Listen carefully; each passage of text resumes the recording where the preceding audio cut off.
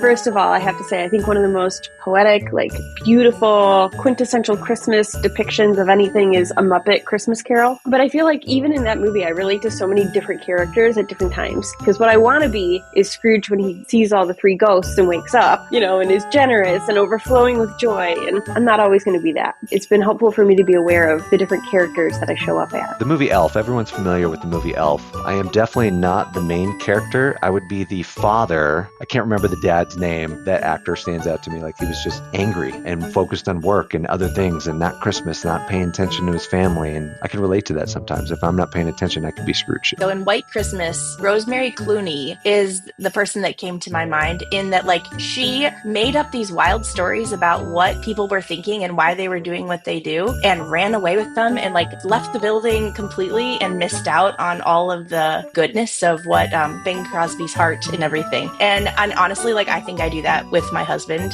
making up these stories about what he's thinking about or not thinking about, and all he's thinking about is golf. And I run away with it, right? And I become this wild story spinner. Many years I was a Clark Griswold. There's a line in the movie where the one guy says, "You're the last of the great family men," right? There's all this chaos and everything going around, but in his heart, he is trying to create this wonderful experience for his family. I connect with that heart desire to create a space where people feel welcome and there's joy and celebration.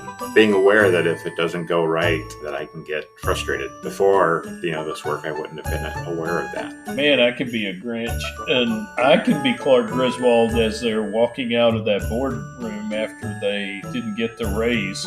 I have to watch that closely. I really do. I can become really impatient with the drivers who are out and the crowds and the busyness. And, if we look back on some of the sadness, I think some of the sadness is the commercializing of the holiday that bothers me at times. And anger covers the underlying, I wish this wasn't such a big deal, right? Just go be with family and not keep up with all the different things that go with the commercializing of the holiday, I guess. Welcome to the Crucible Project podcast. The Crucible Project is a nonprofit organization committed to creating a world of men and women who live with integrity, grace, and courage, helping them to fulfill their God-given purpose. This podcast will discuss important and sometimes difficult topics while delivering practical life applications with men and women who are currently practicing this work. We are igniting Christ-like change in men and women through experiences of radical honesty and grace.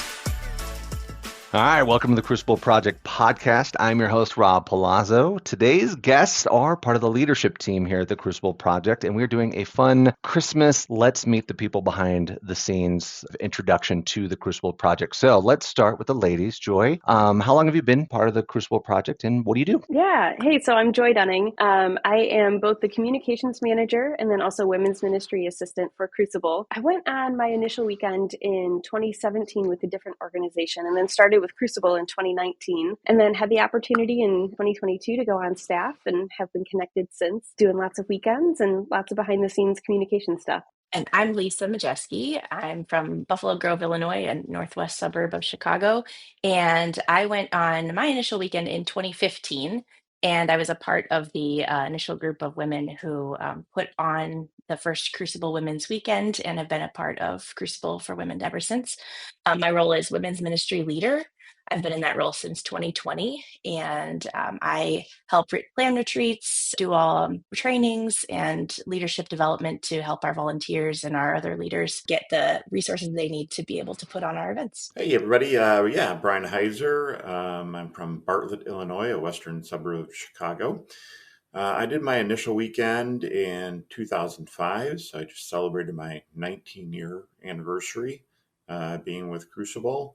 Yeah, and staffed over, 40 different weekends, first level, second levels. I currently serve as, so I support Roy and Grayson in some of the fund development efforts. I work with Byron and Dan Ripple on updating the men's protocols and formatting protocols and creating new protocols. And then I also administer and coordinate some of the surveys that Crucible puts out to the public so that we can get a better sense of, feedback from our weekends and other things. Yeah, I'm Byron Myers. I live in Granbury, Texas, which is southwest of Fort Worth. Not a suburb, though, a little more rural. So I'm the residential redneck on the team.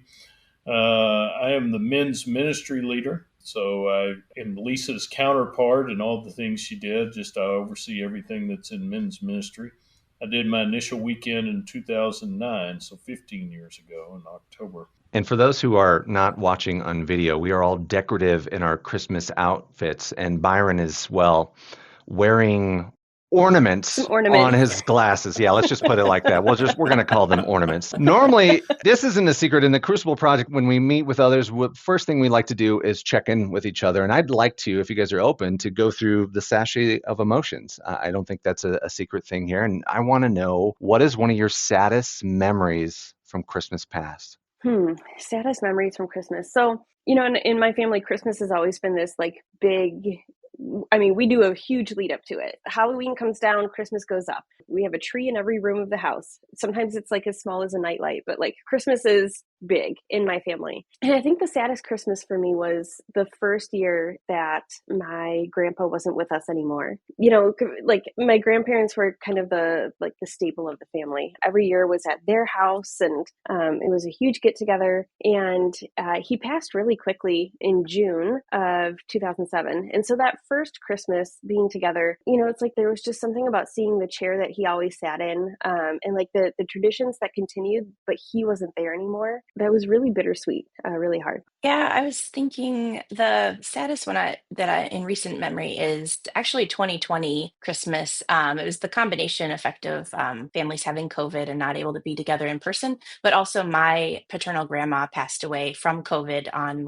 November 30th. And so she'd had Alzheimer's. And so it was, we knew that she was going to pass soon, but it was still, you can't prepare for that feeling of loss, right? For losing a loved one. And so we were all so separated after the year before had felt so connected because we had just moved into a new house and we had hosted all of our extended family for Christmas in 2019. So the stark difference between Christmases where it was just us, our immediate family, and we were mourning the loss of connection with loved ones and with the world in general, right? The collective trauma of that.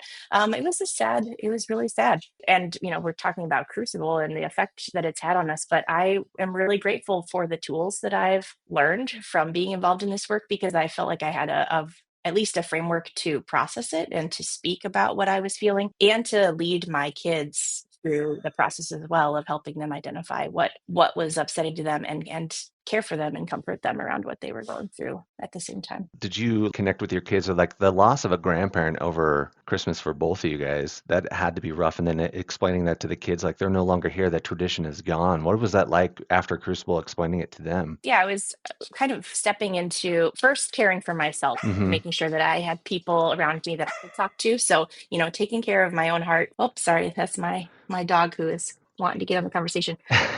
But then after that, being able to step into okay, now I'm the parent. I'm going to step into a role of giving to my kids and not looking for them to comfort me, but to be able to look to how can I give them a space to talk about their feelings, validate what they're going through, as opposed to, some other things I've done in the past, which is maybe minimize or try to put a happy bow on top and say, oh, it's all going to be okay. We're going to see her again someday, jumping straight to the cherry on top or the bright side. Was able to sit in the sadness with them and listen to each of them in turn, and then just continue to comfort and soothe throughout whenever someone said that they were not feeling okay, or if they were starting to, behaviors that were cropping up in kids, could point back to okay, so what's the feeling underneath that? What's going on? What is happening in your hearts that needs a voice? Yeah, like the dog. The dog needs a voice right now too.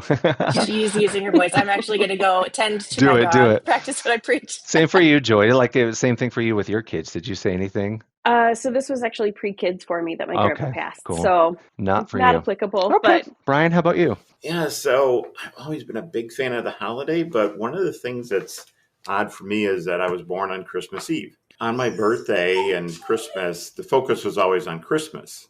And so there was this, I mean, there were times where like my mom even forgot like it was my birthday because she just was so busy. And so there was just this, hey, I want to be celebrated like everybody else. And people were just busy. Yeah, I remember every night of my birthday, we were at my German grandparents' house, and my grandmother would make this cake, and she made a pineapple upside down cake, which I didn't really like. But that was the cake that was put candles in to then sing happy birthday. And I was like, yeah, but I want a different cake. Yeah, and then the day was such a whirlwind, and it was Christmas Day, and then all Christmas is over, and then it's like, oh, okay, my birthday was 2 days ago. So I always had sadness around that. Yeah, I remember after, doing my weekend, and I got to a place of going, hey, you know what? I deserve to be celebrated on my birthday. And so now that I had my wife and kids, I'm like, we're going to go do something on my birthday. We always plan something that's just us together, or we celebrate with other people, but I'm now able to say I'm worth celebrating my birthday. I love that you took that sadness and twisted into like a celebration, because it doesn't sound like to me you got celebrated a lot in your youth. Yeah, absolutely. And it was always weird because, we'd leave for school a couple days before Christmas and come back after New Year's. And I never celebrated my birthday with my friends, right? Because it happened during that weird holiday time and nobody actually even knew it happened. And so it's like I never just celebrated with friends either. So, yeah, I've been really intentional now about celebrating my birthday. Yeah, it's loss, right? Typical of loss. In the 70s, I'll date myself a little bit here as a kid. My mother was an only child, so my brother and I were the only grandchildren to her parents. And then Christmas was huge. I mean, the gifts were they'd bring a trunk full, and it would just be gifts all under the tree and out around under the TV. And my grandfather died 1 year, but my grandmother kept up the tradition. Then my dad divorced my mom, and then my grandmother died, all within 3 years. And so, yeah, Christmas just became kind of a sadness. We went out to a great aunt's house, but it just wasn't the same. Yeah, so I see that it's been good just to be a part of a ministry that I can look back at that and really feel some sadness, because I really wasn't allowed to feel sadness during that time. I had to bounce. I had to be the big boy. I had to be the grown-up brother, the older brother, and all of that. And so it's been good to be able to look back and go, wow, that really affected me more than I realized. Yeah, I think you said something that resonates. During that season of Christmas, we're all supposed to be experiencing joy, right? And there's going to be sadness that takes place, and giving yourself space to let that happen. I find that there's value in that, and I feel like you guys have all done that well. So thanks for reflecting that. So let's move on to the second emotion here. Was there an experience that happened over Christmas that made you angry? Now, this doesn't have to be like I wanted to punch somebody in the face, something that, just frustrated you, angry, or it can be I wanted to punch, was it Cousin Eddie in the face? Who doesn't want to punch Cousin Eddie? Oh my gosh. Yeah. Joy? Yeah, I knew this question was coming. I've been trying to think of specific examples, and I don't have anything that's like really coming to mind. But that, like, anytime that you're with family, there's going to be anger that comes up, right? And when you're a mom of little kids, like, there's even just the anger of things aren't going the way that you wanted them to. And so you aren't having the picturesque Christmas morning, or the kid doesn't want to put on the matching pajamas, or like those things. And so what I really have become aware of, even in the last couple of years, thanks to Crucible, is trying to understand what's underneath of that anger. Like, it's okay to feel angry. Two things. First of all, how do I want to show up in my anger? Do I want to be the big loud mom? Do I want to be the passive aggressive person? Or do I want to be the person who can say, listen, I'm feeling angry and here's why. So how do I want to show up? And then the second part of that is, what do I want? Because, learning that anger is an emotion of like setting a boundary or going after what you want. And for me, growing up, anger was like, if you're feeling angry, you can explode or you can put it under the rug. We're going to just do one of those two things. And so learning that the anger is actually trying to do something for me. It's trying to get something that I want. And so maybe what I'm looking for in my kids being crazy and not responding the way I want them to is just a family time of connection. So how can I pivot and manage my expectations and change how I am and how I'm showing up in the situation so that I can still have that family connection, even if it's not the Hallmark version that I had in my head. Right. So that's been really helpful for me. Yeah, I'm thinking about this. I think a lot of the times when I feel angry is at Christmas time around the holidays. I think of like it's about expectations that I have often not spoken or not even been aware of in myself until I'm angry. And it just points to like my own relationship with anger is ongoing. I still have a lot to learn about how to express my anger cleanly. So the point I'm at is learning how to repair when my anger causes harm, or when I come out sideways, when I'm passive aggressive, or maybe when I put those expectations on everybody and then I'm grumpy and I ruin the day because I was angry mom. It affects everybody. And so while I'm still trying to make friends with my own anger and show up in a clean way and express myself well, I am trying to listen to that voice of the Holy Spirit that says, there's something for you to own here, Lisa, and go and make amends, go and apologize, and then correct course and repair relationship before moving forward. Often what I find when I look at anger in myself is underneath of it is sadness, that there is some kind of loss, right? Some kind of hope that was not met, that it's probably not even appropriate. Like I'm probably not even putting that on the right people. I'm having expectations of others that they're going to meet some kind of a hope or fill a need that they never were intended to meet. And so that leads me to sadness, which then helps me to go back to like, okay, what is the real loss here? And how do I care for myself in that without putting it on someone else to make them try to fix it for me? Lots of personal responsibility work for me around anger. I love the facial expression that you made. Yeah, there you go. Yeah. Not a fan, but it's necessary evil, I guess. Right, definitely. How about you, Brian? Yeah, anger can show up in two distinct ways. So one, when things get really busy around the holidays, and especially on Christmas Day or Christmas Eve, and I feel like I'm just up in my head and just organizing the details and managing the details. People in this group know my magician shows up really well at times.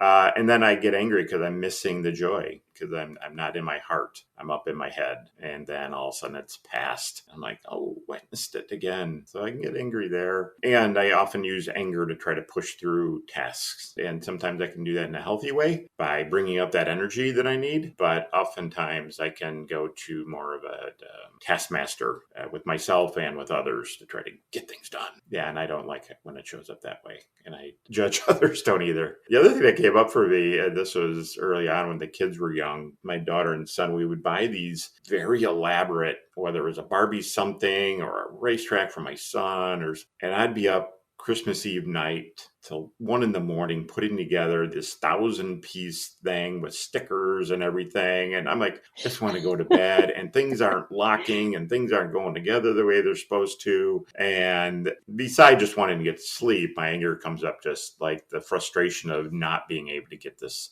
thing done. There's instructions but it's not going together right or whatever. And yeah, that can tap into my just not good enough woundedness that, man, I should be able to do this. So the anger tries to come online and power up through that. But I perceive to be unlike Lisa, usually my anger comes from fear more than sadness. It's the fear of not being good enough. Or the fear of 1,000-piece Legos that you have to piece together, And I can't believe those things are now popular. Like, how do they get popular after, like, they're more difficult now, too, and everyone's getting it for Christmas? Well, I would dig that. Building Legos would be a blast for me, but this was like, building beauty sets and slotted race car tracks. Oh, my gosh. And, it's all the little stickers that get me. The stickers that have to be in the specific spots that never go on quite the right way. Yeah. Yep. It's like, and then you're peeling it off and it tears part of the way. And then, ugh, that's me. We're bringing up anger right now, Brian. Now's your practice. That's what I was going to say, is I'm having PTSD, some assembly required anger. Yeah, right. Well, tell me more about that, Byron. Blood pressure's rising. Yeah. Oh my gosh, yeah, I remember in fact, I remember us sometimes buying presents and I'd look at that and go, no, that's a some assembly required. We're not doing that one. Yeah, for me, the holidays can bring up anger often because of relational stuff, right? Like Lisa said, expectations and just different things. And this was in an expectation realm and still stings today. Let's see, my wife's sister had moved away and they had 4 kids and then we had three, and the cousins were close. When they're together, they're like brothers and sisters. They were close, and they were supposed to come out our way for Christmas. And because they didn't have the heater in their car, they decided they weren't coming. And man, it just upset our kids so deeply, and I was hot. Yeah, I was angry for a couple of days over that. And I went to a write-off mode, right? It's just like, fine. And really, honestly, that 1 year where they did that, it made it easier for them to not travel. And we often wouldn't see them over Christmas anymore. Yeah, so it still kind of carries that way now. I mean, we went over and spent some time with them at Thanksgiving, and some of them came over and spent some time with us on ours on Friday. But I don't know that it ever brought everybody back together. Yeah, and I never really expressed it directly to them, and I didn't take it out on Kathy or anything, but she recognized, yeah, that was hard. And I think it tied back to the sadness of losing my grandparents, right? If I put all that together, it's like, okay, every time that I'm supposed to have something joyful with family, something bad happens, and then I watch my kids' pain. So it was a protector anger, as well as some selfishness on my part. Both. Yeah, that makes sense to me, because you want your kids to have a great Christmas, and then that involves family for you. And then when they don't show up, then of course they're going to get upset, and that hurts more to watch your kids sad. I noticed, Byron, you didn't mention that the glitter makes you angry.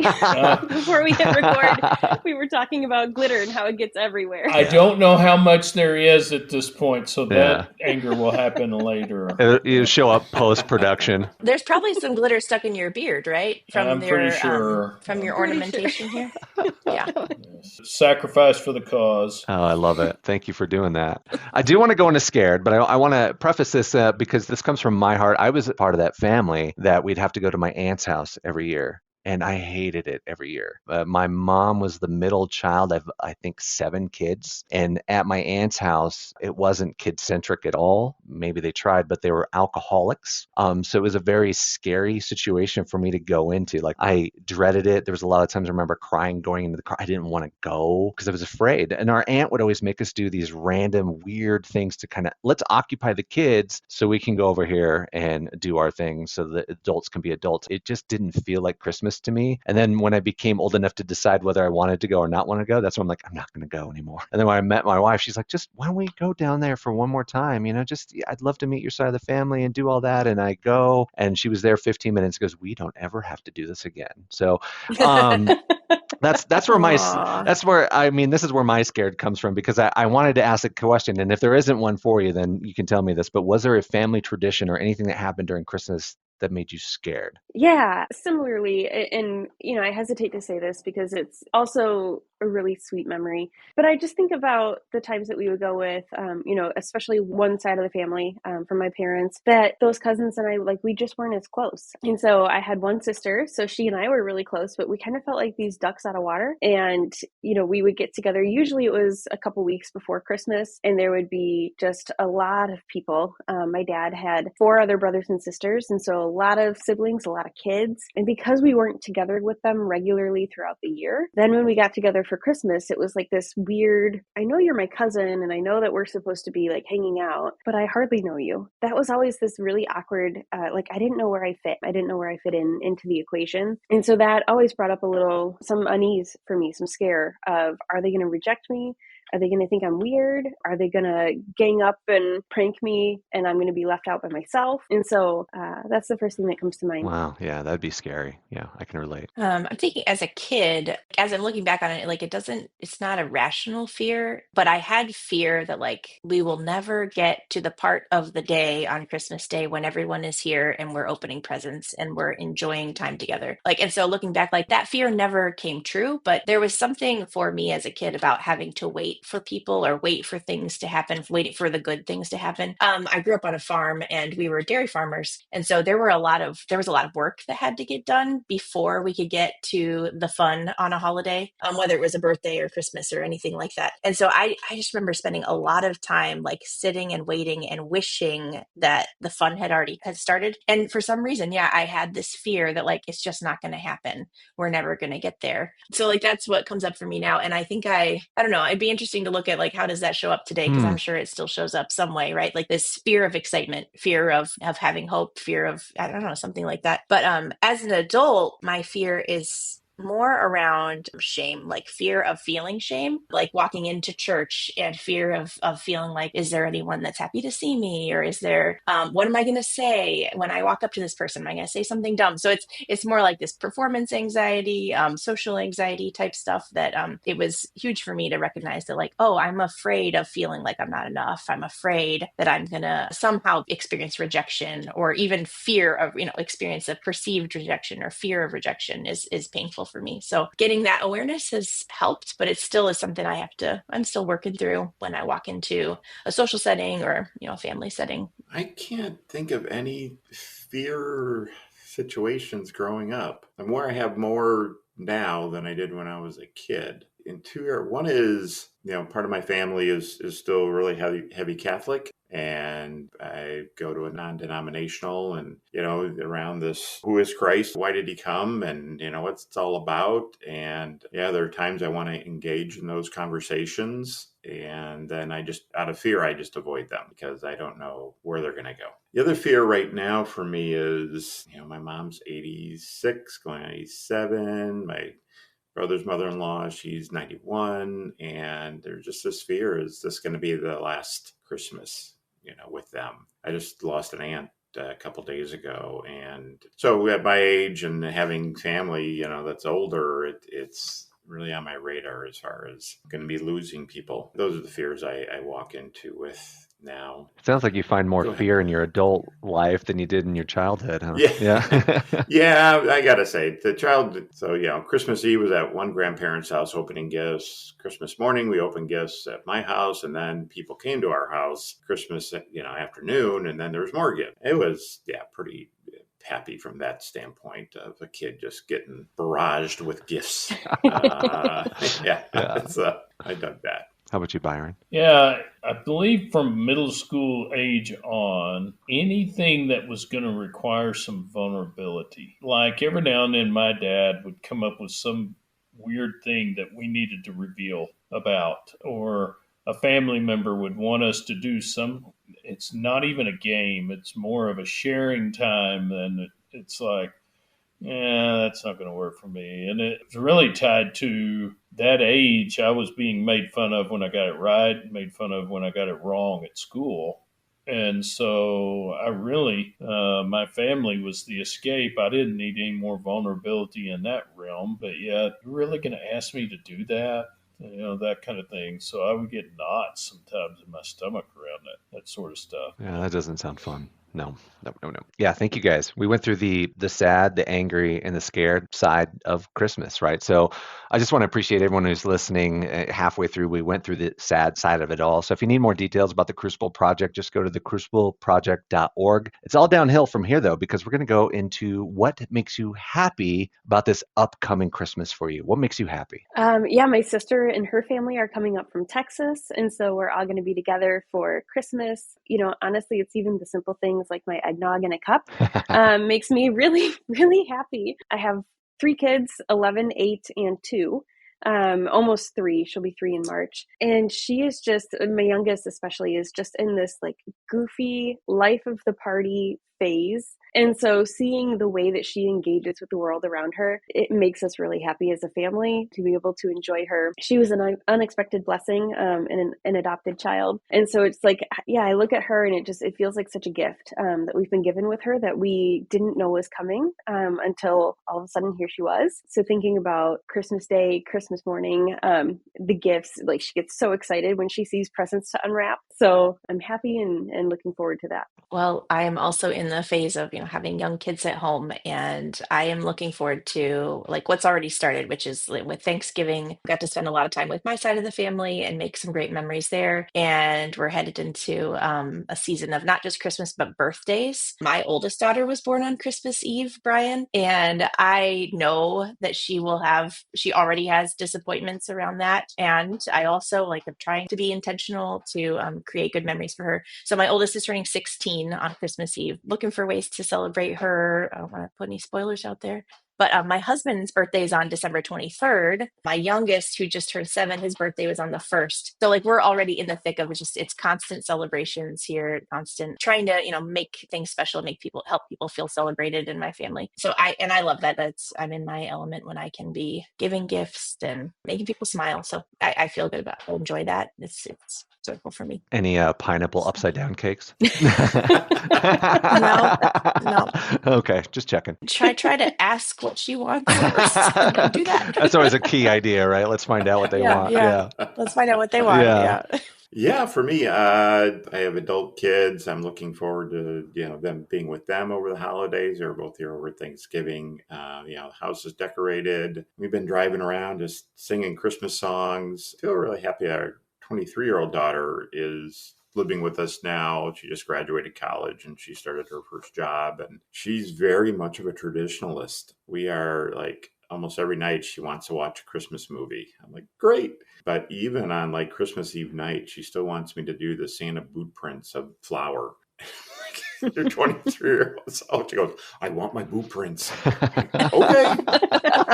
And we're still going to make the cookies and, put those out. And I just love that she loves that traditional side. And then Christmas Eve night, we're going to go to my cousin's house. Her and her daughters and son, they do a very traditional Italian. It's called the 7 fishes meal. And I'm bringing my mom with. And so, yeah, it's become a new tradition for us to do that on Christmas Eve. And it's just a great time. Yeah, I'm looking forward to the Christmas service, at church.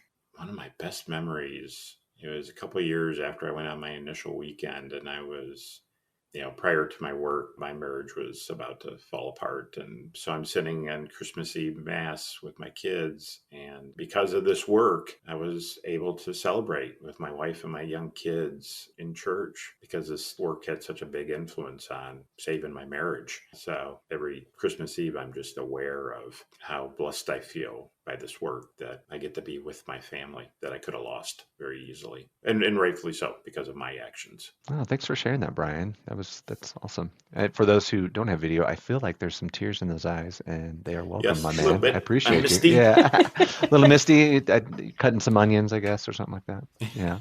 Leaking. How about you, Byron? Mm-hmm. Yeah, like Brian, adult children, and 2 of them live over 4 hours away from us. And so just getting together again, and we're traveling out that way. My son coaches basketball, so there's a tournament. We'll get to go watch him coach. Yeah, it'll be good. My brother will come up. He doesn't live very far from them. So it'll be good just to be together. There's a lot of laughter amongst the 5 of us. And then my son's new girlfriend and my brother adds into the mix. And it's just, a lot of dark humor amongst our family. And it's enjoyable to watch and to be a part of. I wouldn't have guessed with the ornaments you have on your face, Byron, that you would have some dark humor in your family at all. None whatsoever. I love it. The next question would be about how you're excited for this upcoming Christmas, which almost sounds redundant. And I just want to share, because you guys were talking about family. I don't think I bragged about this enough, and I know Joy knows, but this is my first year as a grandpa, 1 child. Congrats. Yeah, so thank you. And I live, as you can see in the video, in the background, there's these Chiefs jerseys that I have. I live in Denver, Colorado, and I've been a lifelong Chiefs fan, which has come with its bad and its good.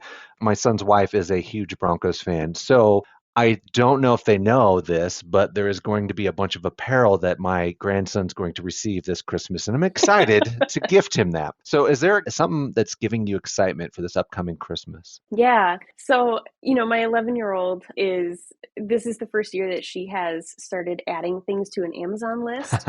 And so she even said to me, like, Mom, I'm so excited for this Christmas because this is the first year that I've added stuff to my list. So I actually kind of like know what I'm going to get. And so like for her, it's almost like this anticipation of I've picked it out and someone's going to give it to me and I'm waiting for that day. Like, it's fun to see that in her. I'm excited for my 8-year-old. He's such a goofball and he's super into Nerf guns and shooting Nerf stuff everywhere. And he has this specific Nerf gun that he has wanted that I'm like, no, we're not getting it. We're not doing it. And of course we're getting it for Christmas.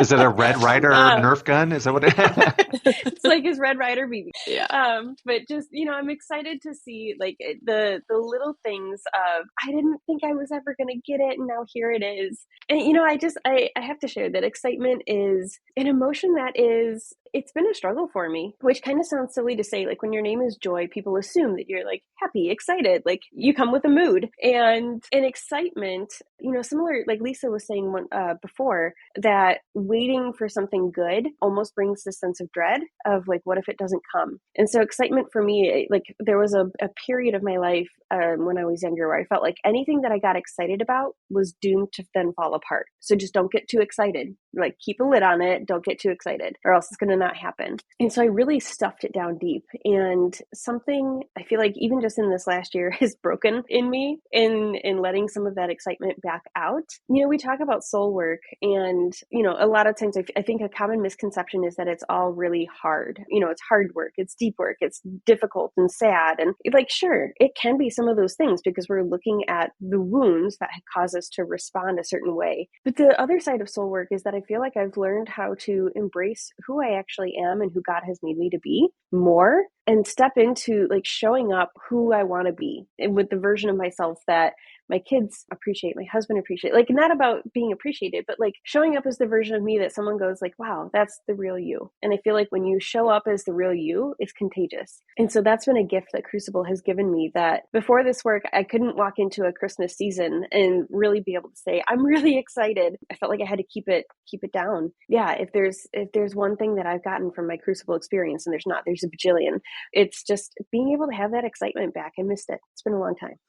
Yeah, I'm thinking about it's not typical excitement. Like there's not like one thing I'm looking forward to, but I do feel this sense of excitement and satisfaction in I'm gonna like my intention that I've set for myself for how I show up this Christmas season is like every day I feel like I've got this fresh chance, right? A fresh outlook on the day and how I want to be, how I want to show up with my kids, how I want to show up with the people around me, and a sense of self that like I can do it. Like, so I don't know. I feel like I have some confidence that I haven't always had, and I feel excited about that. Also feel excited to continue as my kids get older. Like my oldest is 16 and then I have a daughter who's almost 12 and they both want to host a table at our women's Christmas brunch that we do at church. Last year, one of my daughters helped me decorate a table. This year, we're going to do 2.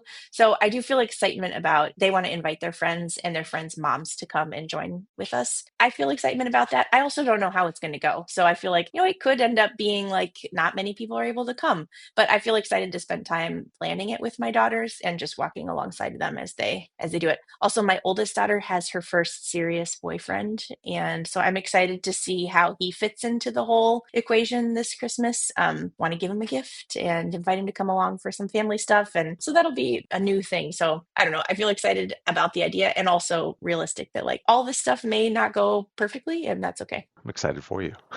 Brian, how about you? Yeah, I'm excited about the day itself. Just waking up in the morning and wandering down, half asleep still. Yeah, just celebrating at my mom's house with the eggnog and all the food items and the white elephants. And there's a couple young kids still in the family and watching them, just that joy of Christmas. Yeah, I'm just looking forward to just being with the family on that day and connecting with them and doing the traditional things that just bring me joy. Yeah, I got a weird twist. I'm excited about no decision making for a few days. I'm not in charge. and go with the flow, sleep in, which might be 7 o'clock. But anyway, something like that. It just relax and not be in charge. Oh, that would make me excited. I didn't even think about that angle at all. I'm like, wow, I could just sleep in. I know it's 7 o'clock, but still, like having no plans, like it's just gonna happen. That's awesome. The moms in the room don't know what you're talking about. Oh, Yeah. oh, I that's think I'm revisiting anger. we can. Trade one kind of decision making for a different kind of decision making. Mhm. That's our life. All right, let's move on then, shall I? Think we should move on to tender. I don't want to go back to anger. I do want to share a story. There's a tradition that I created with my son years ago. Lisa, you reminded me about when you were talking about doing stuff with your daughters. Is every year I take my son when he's younger, and they have the tree where you pick the name off the tree and you buy a gift for that person that either a foster kid or whatnot. And we did that until he was too old to do it, and he went to the military and left. But he has siblings, an older brother and two younger sisters that are not mine, but his mom's. And I asked them if they wanted to do that. And we were doing that with them up until now. They have already graduated high school and going on to college. One of them has to graduate this year. And they had moved to Florida and came back. They were gone for a year. And we're all hanging out. This is at the family baby shower. And these teenagers made me feel so tender because this Christmas, they're like, can we go do that this year? And I was like, are you serious? Like, I thought you'd like outgrown that. Like, maybe you didn't want to hang out with Uncle Rob anymore. Like, you were too cool for me. And I'm so super tender. It was such a great moment. I'm looking forward. I'm excited to do that with him. We're doing it this weekend. So, what is one of your most tender memories from Christmas? Yeah.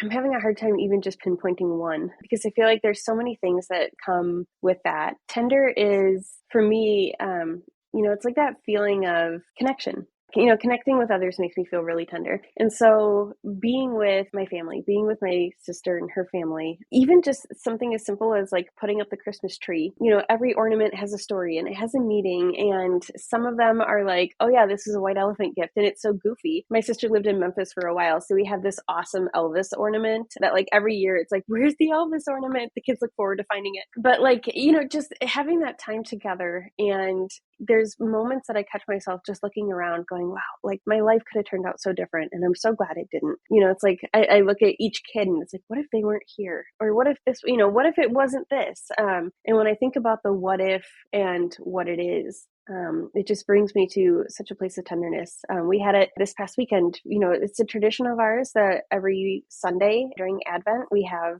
a nice dinner and then we light an Advent candle and we do an Advent reflection as a family. And then we have a fun special dessert. And so even just in that, like sitting around the table on a average Sunday night, having an opportunity to share with my kids about the prophecy of Christ coming and what that looks like. Yeah, it was a really tender moment.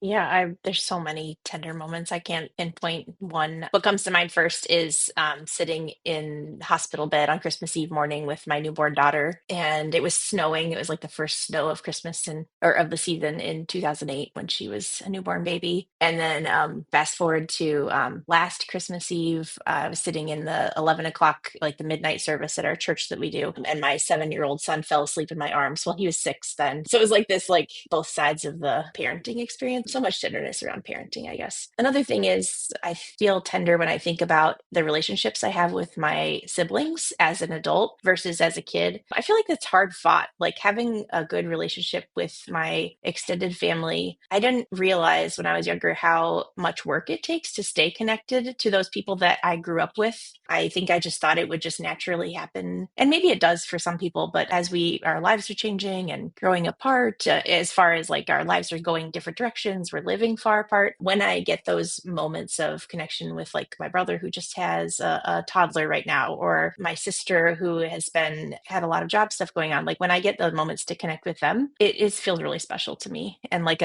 something I really treasure, knowing that it doesn't just happen by accident. It takes intentionality. And I noticed that the theme there is like it's all around people. Yeah. So it's all about connection, it's all about relationships. And for me anyway, that's where I feel so much joy, is around those touch points. Yeah, I already shared my one big tender moment, but I'm really aware of a couple of things. One is that, my adult kids want to be with us, on Christmas Eve and Christmas Day. that just really tugs my heart. And again, I think it speaks to this work that my wife and I have created a space that our kids want to be with us, want to celebrate with us. And my son has been dating a girl, and so now she's becoming a part of the family. My sister, who's 63, is getting married next year for the first time. So her fiance will be That's there. awesome. And I have a niece that has a fiance coming. So just really tender about watching our family grow with other people coming in and being part of this warmth and joy and celebration. I'm tender about that. Byron, do you have a different take? Yeah, I do. Of course I do. I'm special, I have to be special all the way across the board. Tenderness is around ornaments on the tree. Like our tree right now is adultly ornamented, but we have a box full of memories of ornaments that my grandmother made, ornaments that I carried over from my childhood, ornaments Kathy may have carried from hers. Our kids made ornaments, and they are on there. There's a Jiminy Cricket that is really tiny that my kids would say, where was it hidden, right? And they would find it and then hide it, and the other one had to find it. Even as young adult children, not too many years ago, my youngest is looking for Jiminy Cricket. Where did Reed put it? And so, yeah, I think of the tenderness of just memories like that. But the ornaments tell a story in our family. So with them gone, sometimes we don't even put up a tree here if we're going there. But because my daughter we got one living with us right now, she's got a tree in her room, and then she has our tree that she and my wife have been decorating. But it's just adult, it's pretty sterile right now. And I don't mean to bring a bummer into it, but I'm tender thinking about all the memories that are in that box. Well, we talked about that. Tenderness and Christmas and the holiday season is a lot about spending time with the family and the most important people in your life. And I'm curious, through this work that we've done, all of us, these weekends and staffing and stuff, do you have any sage wisdom for anyone that's alone this Christmas, and they don't have anyone to celebrate with? What would you say to them? Going through this weekend, I know I personally would say go on a weekend, you will connect with some people that will invite you in definitely to their Christmas. You'll have a brotherhood or a sisterhood, depending. What would you say to somebody that's I'm alone this year? What do I do? I think you hit the nail on the head of, we were made for connection. And so the idea of being alone can be really hard to step out of. And taking that first step towards putting yourself out there and risking it is hard. But yeah, I think about just all of the people that I know through Crucible across the country, across the world. I can show up in Australia, I can show up in Kenya, I can show up in Mexico and have not only a place to stay, but a warm hug waiting for me. And it's not because of me. It's because of the connections and the sisterhood that I've been able to gain from being a part of this community. Because when you do soul work with people, it's not just a stranger, it's not just another person in a room in a group. They become really intimately connected into your life story. I think even just one of my friends, she's a single gal in New Hampshire, and I just saw on Facebook that she was in Oklahoma for Thanksgiving, spending the weekend at another Crucible Sisters family's house and doing Thanksgiving with them. And yeah, you don't have to be alone. It's scary, but there's life on the other side of alone. Yeah, I think of the times where I've felt alone, whenever it is. It's that's something that has helped me to move through it is looking at,